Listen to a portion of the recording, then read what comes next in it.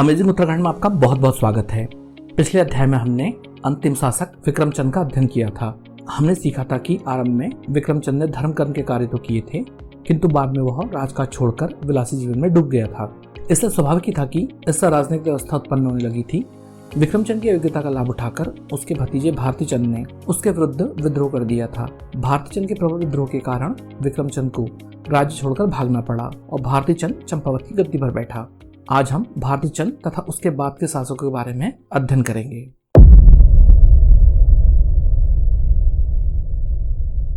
दोस्तों, भारतीचंद ने स्थानीय खसों के सहयोग से अपने चाचा के विरुद्ध विद्रोह कर चंद्र सिंहासन पर अधिकार किया था। अपनी विजय के बाद भारतीचंद ने खस नेता को मलासगांव पुरस्कार के रूप में दिया था।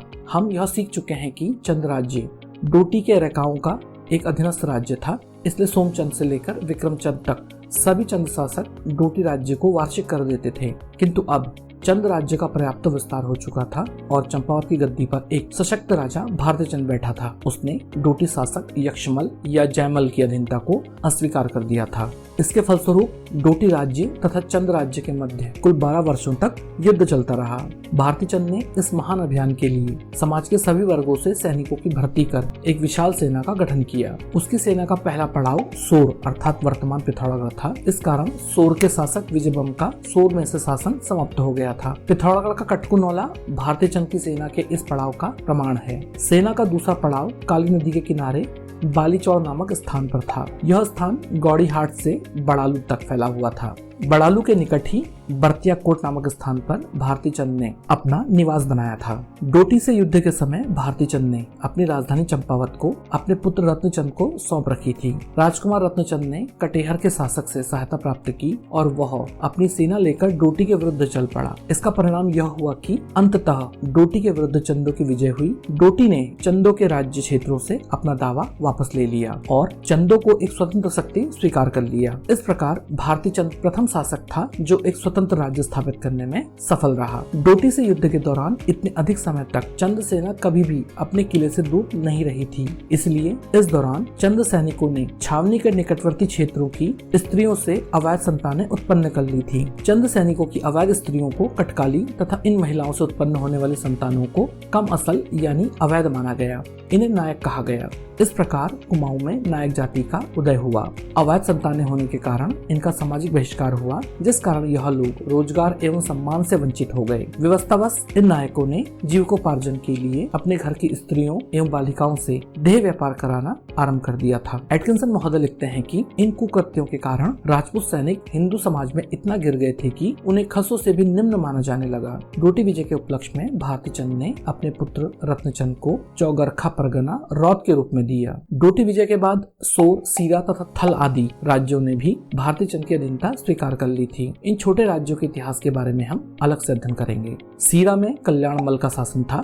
सीरा के मल्ल कालीपार नेपाल भाग गए। भारतीचंद ने क्रमशः डोगरा बसेड़ा, मदन सिंह तथा राय सिंह बसेड़ा को सीरा का सामंत नियुक्त किया था, किंतु शीघ्र ही मल्लों ने सीरा पर अधिकार कर लिया था। श्री अजय सिंह रावल लिखते हैं कि भारतीचंद के पवाड़े तथा भड़ाके कुमाऊं में विशेष रूप से प्रचलित है, जिनमें भारतीचंद तथा कुमाऊं की वीरांगना भाग्या धौनियान के मध्य हुए युद्ध का विशेष वर्णन है। हुड़ेती ताम्रपत्र भारतीचंद से ही संबंधित है। इसमें उसके द्वारा एक गांव दान दिए जाने का उल्लेख है। खेतीखान ताम्रपत्र में सुजान कुंवर का नाम प्राप्त होता है। श्री अजय रावत के अनुसार शायद वह भारतीचंद का ही पुत्र था, जबकि लोहाघाट तथा हुड़ेती ताम्रपत्रों में कुंवर रत्नचंद का नाम प्राप्त होता है। रत्नचंद ने अपने पिता भारतीचंद के सभी अभियानों में महत्वपूर्ण भूमिका निभाई थी, जिस कारण भारतीचंद ने उसे चौगरखा परगना रौत में दिया था। इसके अलावा अपनी वृद्धावस्था में भारतीचंद ने स्वयं अपने पुत्र रत्नचंद को गद्दी सौंप दी। अतः सन 1450 में भारतीचंद के पश्चात रत्नचंद अल्मोड़ा की गद्दी पर बैठा। इन घटनाओं के फलस्वरूप रत्नचंद ने स्वयं को भाग्यशाली समझा और इसका श्रेय ईश्वर को दिया। इस हेतु उसने जागेश्वर मंदिर के दर्शन किए, यहाँ एक धर्मशाला का निर्माण किया और कई गांव मंदिर को गूठ अर्थात दान में चढ़ाए। रत्नचंद वित्त के महत्व से भी परिचित था, इसलिए उसने ग्रामीणों के साथ मिलकर भूमि का बंदोबस्त निर्धारित किया। यह चंद राज्य का प्रथम भूमि बंदोबस्त था। इस काल में डोटी राज्य में विद्रोह हो गया था। डोटी में उत्तराखंड के कत्यूरी की ही एक शाखा शासन कर रही थी। इस वंश के बारे में विस्तार से अध्ययन हम कत्यूरी वंश के इतिहास में करेंगे। अभी मात्र इतना जान लेना ही पर्याप्त होगा कि इस वंश में बड़े भाई के परिवार को रैका या रणिका या राई एवं छोटे भाई के परिवार को मल्लशाही कहा जाता था। रत्नचंद के समय छोटे भाई के परिवार के एक सदस्य नागमल ने विद्रोह कर रैका राजा को पराजित कर दिया था और गद्दी पर अधिकार कर लिया था। इसलिए डोटी का शासक सहायता के लिए चंपावत आ गया।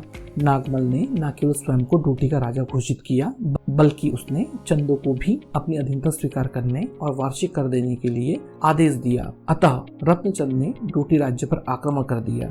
इस युद्ध में नागमल पराजित होकर मारा गया और रैका राजा को रत्नचंद ने डोटी की गद्दी पर बैठाया। बदले में डोटी चंदों का अधीनस्थ राज्य बन गया था, जबकि कुछ समय पूर्व ही चंद राज्य डोटियों का एक अधीनस्थ राज्य था। डोटी विजय से उत्साहित होकर रत्नचंद ने सोर के बम शासक को भी पराजित किया था और इस प्रकार उसे एक और महत्वपूर्ण सफलता प्राप्त हो गई थी। इस समय सोर चंपावत राज्य का एक भाग बन गया था। रत्नचंद काली नदी पार से 5 राजपूत जातियों सोराड़ी, देवपा, परचूड़ा, पडेरू एवं चिराल को सोर में लाया था। उसने इन जातियों को सोर में जागीरें देकर बसाया। सोर राज्य में एक राजस्व अधिकारी जैदा किराल का किस्सा बहुत अधिक प्रसिद्ध है। सोर के बम शासक ने भूमि की पैमाइश हेतु एक बार अपने एक राजस्व अधिकारी जैदा किराल को नियुक्त किया था। जैदा किराल ने अपना कार्य पूरी निष्ठा से किया। उसने संपूर्ण क्षेत्र की भूमि की पैमाइश की और उस पर कर लगा दिया। इससे लोगों द्वारा अब तक छिपाई गई भूमि भी पंजीकृत हो गई और अब उन्हें इस भूमि पर भी कर देना था। इस कारण जैदा किराल लोगों के मध्य अत्यंत अलोकप्रिय हो गया था। लोग उससे इतना क्रोधित थे कि उन्होंने उसे मारने की योजना तक बना डाली थी। एक दिन जब जैदा दूर किसी गांव में भूमि की पैमाइश करने हेतु गया हुआ था, तो कुछ गांव वाले उसके घर पहुंचे और उसकी पत्नी से उन्होंने कहा कि जैदा की मृत्यु हो गई है। झूठ इतना सफाई से बोला गया कि उस महिला को यकीन हो गया। लोगों ने उस महिला से कहा कि आपको सती हो जाना चाहिए और अपनी चिता में जैदा किराल द्वारा बनाए गए बही खाते भी रख लेने चाहिए, क्योंकि यह बही खाते उस लोक में जैदा को मिल जाएंगे और वह इससे बहुत प्रसन्न होंगे। जैदा की पत्नी ने ऐसा ही किया। इस प्रकार भूमि संबंधी सही बही खाते समाप्त हो गए। अतः सोर क्षेत्र में एक कहावत प्रसिद्ध हो गई। कहावत ऐसी है कि मरी गयो जैदा जलाई हाली बे, जैसी जैसी सोरियाल पुनी तसी तसी भय। अर्थात जैदा मर गया और उसकी बहिया जला दी गई। जैसा जैसा सुर वालों ने कहा ठीक ठीक वैसा ही हुआ। चलिए अब लौट चलते हैं रत्नचंद की ओर। रत्नचंद ने जुमला के शासक जगन्नाथ भट्ट, बजांग के शासक खड़क सिंह महर एवं थल के शासक सूर सिंह महर के विरुद्ध भी अभियान किए। इन राजाओं ने रत्नचंद की अधीनता स्वीकार कर ली। सन 1488 में रत्नचंद की मृत्यु हुई और उसके स्थान पर उसका पुत्र कीर्तिचंद चंपावत की गद्दी पर बैठा।